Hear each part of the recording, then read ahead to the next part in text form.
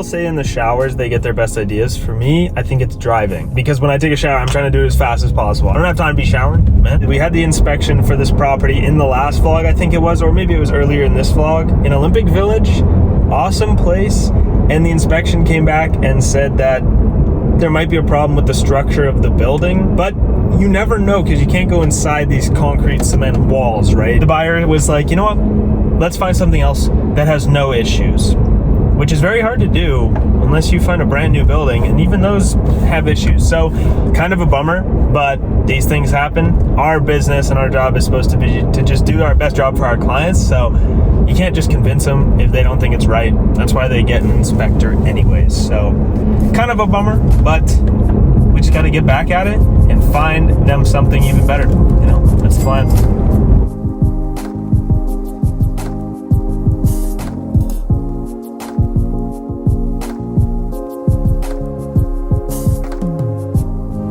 This right here is the Pacific building, which is one of the $10 million penthouses that I toured, which has a view of like English Bay and all the water over there. And a bunch of people in the video asked if I could tour this house that was in the video.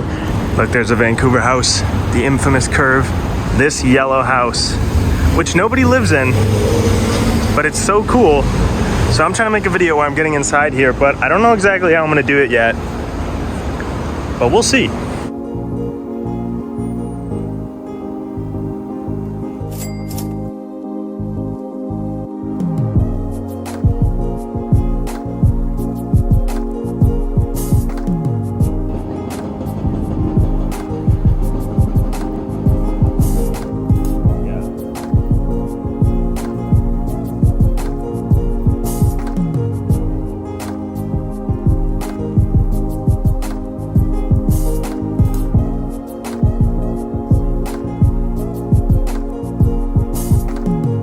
In the Gastown listing, just reduced this place from $630,000 to $615,000, and we got showing requests right away. Can't speak English this morning, but this is the best time to show this place. 10 a.m. Look at the light coming in, just beautiful. So someone's gonna be here in a minute. Got a good feeling about it. New barn door, just put that in. Cozy bedroom. Let's get it sold. Let's get it sold. After the showing, we're going to Yaletown to show the Arc building. If you've ever been in Vancouver, it's the building where there's like 2 legs, and then in the middle on the 20th floor, there's the glass bottom pool that goes across the top. The building looks like pants. It's not usually what I say to sell the building. We're gonna check out 2 units in there. We have someone who wants to buy in that building, so we'll see what happens. My mom lived in that building for a while actually, and it's cool. 20 floors up, looking down. Kind of scary if you're scared of heights. Just called the agent because he was 10 minutes behind, so I just wanted to see what was going on, and he said, oh, I thought I canceled that appointment. Come on, we can do better than that. We are all adults, and so now no one's coming. And then he was like, haha, laughing. Oh, sorry. Bruh, respect each other's time. It happens. I said it happens, but come on.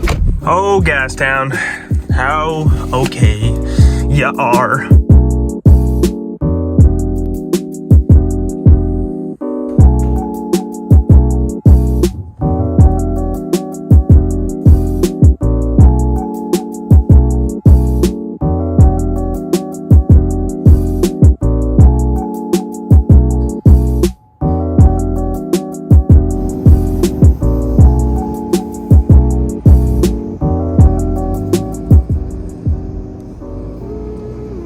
See that photo right there?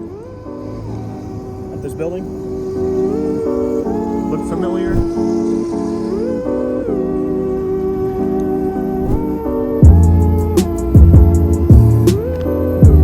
So we're looking at 2 units in here. One $699,000, one $725,000. They're pretty much the same. Meanwhile, suntan, and to be honest, but you know I got sunscreen on, okay? I don't play no games.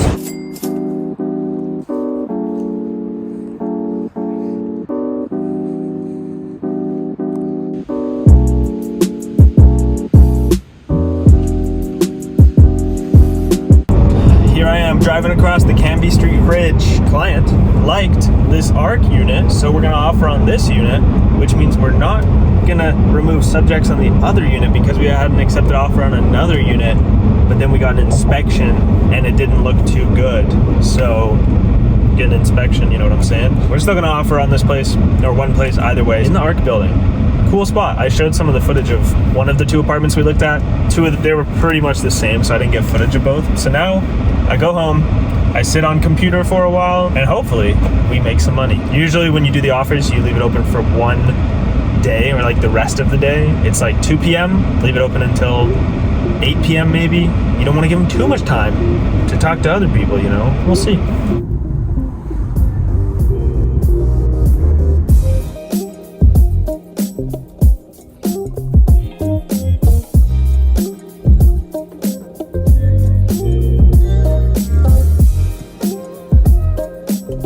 The best part of being on a real estate team is that now we're writing an offer, but I can go play basketball because I can ask a team member to help me out.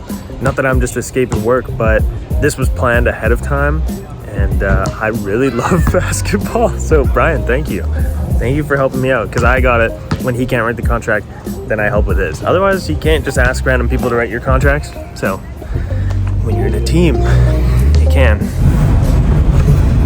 Just got home from a busy day of tours with a new buyer, and we're taking a look at some places today. And honestly, the organic leads that come from like YouTube and Instagram and just real estate in general. So far this first year of real estate, I just hit 1 year in real estate. It's been 90% of my leads and business has come from the YouTube channel. I've done a deal with one friend, one person that I knew from before. Everything else has come from social media. I know some realtors watch this vlog because they want to see like what my first year is like, or people who are thinking about getting into the industry, and like the social media, it works. It's not just fun and games. This guy that I met, we're around the same age. He's a first-time buyer, and it's just like the connection we have is way better than random leads that you can buy online, you know, because I can say a joke or a meme or reference a meme and he gets it because we're around the same age group. It's always better to have those authentic leads, but it takes time to build those good ones. So fingers crossed that we get a place.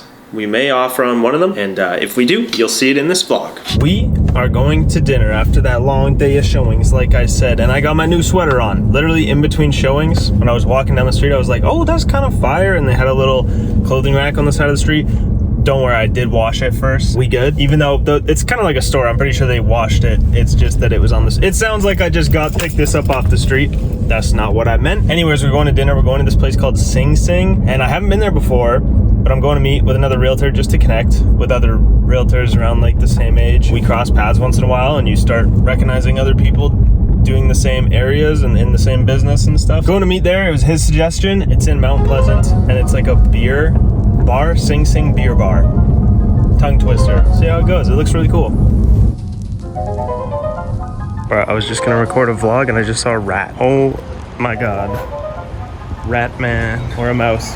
Oh, he's hiding. I don't have time for it.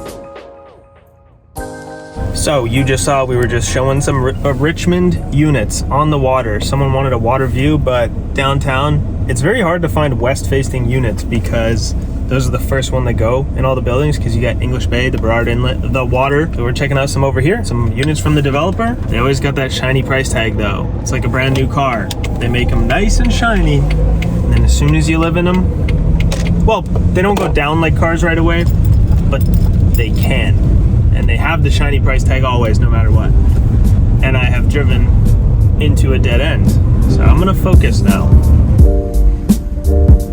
So usually all my realtor activities are fun and games, right? Look at this. I'm reading a 400-page document and half the pages are upright, half the pages are the other direction. It's kind of just all over the place. There are a lot of times where it's not fun and games. It's just reading. It's reading for hours, reading financial reports, looking at sheets, spreadsheets, numbers, and then you got to turn that into something that you can tell your clients. So it's like, there's parts that aren't fun. That's all I'm saying. Every single job, whatever you're doing, there's parts that you don't love. So, I mean, look at me, bro. I'm in shambles reading these docs. Got to get through them. And then later today, we're going to the rec room for a trivia night. Casey, I, and one of our friends, and doing some showings ahead of time. Downtown had some nice places, so Gonna get some shots of those too. And now back to the documents.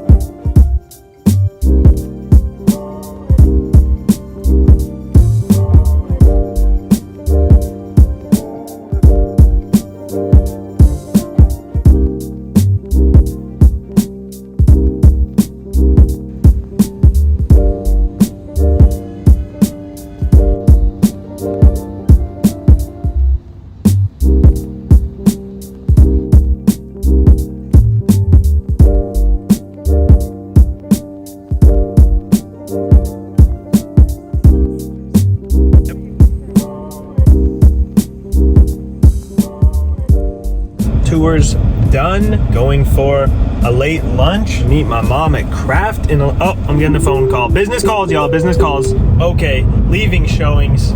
Showing some beautiful places downtown. You saw those views. Those are $1 million views, literally. Other news, while driving here, we got an accepted offer on another place, but they only said accepted over the phone. I think it was one of the places that I have footage of. Well, I'll throw that on screen if I've got it, or it was one of the ones from this week. That's exciting, but you never know until you get the paperwork, because they're like, yeah, you can tell your client that it's accepted, and I was like, not until I see it on paper. Boom. So now I'm feeling good.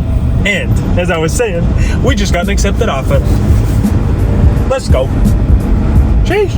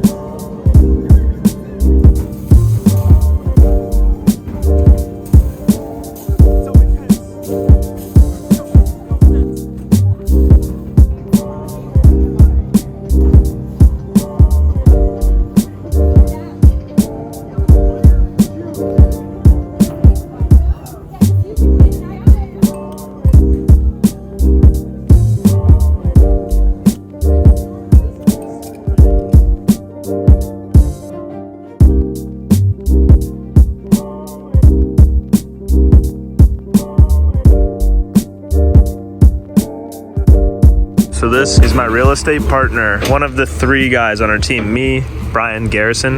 I think Garrison was in last vlog or this vlog, and Brian just bought this truck, and I'm really jealous, not gonna lie, and I love it. I want something like this. Big Sea and Sky logo on the side for real estate. Come on.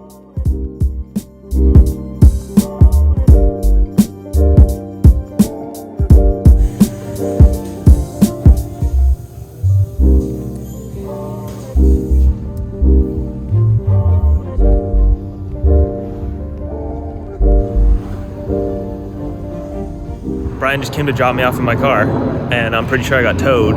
So I'm at the Buster's Towing now. Got screwed. I parked too close to a stop sign, I'm pretty sure. A little spooky area. Maybe I'm here somewhere. I don't see it. Well, I hope I got towed and not stolen. 200 bucks? What do we think? 250? 200? Okay, so I'm not gonna show you my info. They gave me a $60 ticket, and then when you get a ticket that makes it a safety issue, because I was too close to a stop sign, then it comes up in the tow truck system and the place here, and it shows the tow truck drivers that they can come get this car now because you're allowed to tow it now. So I asked so I would know, and it was $178. for the tow and a $60 ticket. So $240 in the end.